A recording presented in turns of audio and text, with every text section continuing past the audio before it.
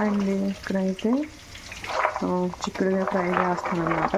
ఈ గింజలు వలె ఉంటాయి వేగితే. డ్రై చిక్కుడుగా ఫ్రై అనమాట, చాలా బాగుంటుంది. ఎండుమిర్చి, పచ్చిమిర్చి, అలాగే పోపు వేగుతున్నాయి.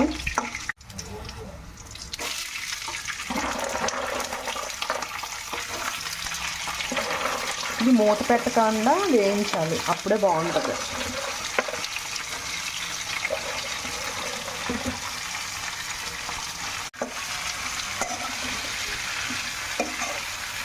ఇది మూత పెట్టకూడదండి, చిక్కుడుకాయని మూత పెట్టకుండా వేయించుకోవాలి.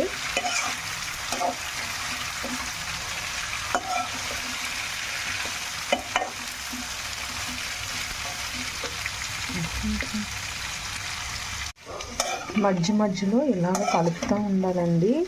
కలిపితే ముక్కలన్నీ మంచిగా సమానంగా వేగుతాయి అన్నమాట.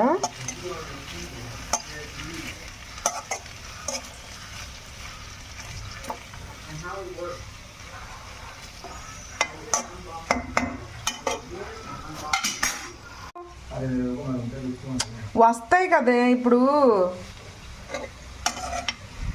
చూడండి, చిక్కుడుకాయ ఫ్రై అయితే ఇలా వేగించుకున్న తర్వాత చూడండి ఎంత బాగా వేగిందో. ఇంకొక 10 minutes వేయించుకోవాలి. ఇప్పుడు ఏం చేయాలంటే ఇది మాత్రం అన్నంలో కలుపుకొని తింటే భలే ఉంటుంది, రసం వేసుకొని. అలాగే కొంచెం కారము, మన ఇష్టం, కారం ఎక్కువ వేసుకోవచ్చు. వెల్లుల్లిపాయలు కూడా లాస్ట్లో కొట్టేస్తాను. సరిపడినంత ఉప్పు,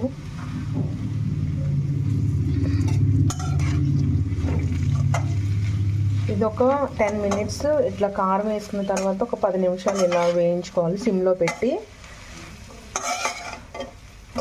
ఇది పర్ఫెక్ట్ ఫ్రై అంటే చాలా బాగుంటుంది. ఇగోండి, వెల్లుల్లిపాయలు కూడా కొట్టేస్తున్నాను. ఒక 5-6 వెల్లుల్లిపాయలు అదే చిన్న రెమ్మలు కొట్టేస్తే బాగుంటుంది అన్నమాట. మంచి స్మెల్ వస్తుంది. ఈ కారము, ఉప్పు అంతా పట్టే వరకు ఒక 10 minutes, కారం వేసుకున్న తర్వాత ఒక 10 minutes సిమ్లో పెట్టి వేయించుకుంటే బాగుంటుంది. నచ్చితే ట్రై చేయండి. అలాగే నా ఛానల్ సబ్స్క్రైబ్ చేయండి. మంచి వీడియోస్ పెట్టడానికి అయితే ట్రై చేస్తాను నేనైతే. ఇవ్వండి, పప్పులు కనిపిస్తున్నాయి కదా, ఇవైతే భలే టేస్టీగా ఉంటాయి. ఇవి ఎంత బాగుంటాయో అన్నంలో తింటుంటే. ఫ్రై ఇలా ఉంటుంది అన్నమాట. మా అమ్మ ఇలాగనే చేస్తుంది, నేను కూడా ఇట్లనే చేస్తాను.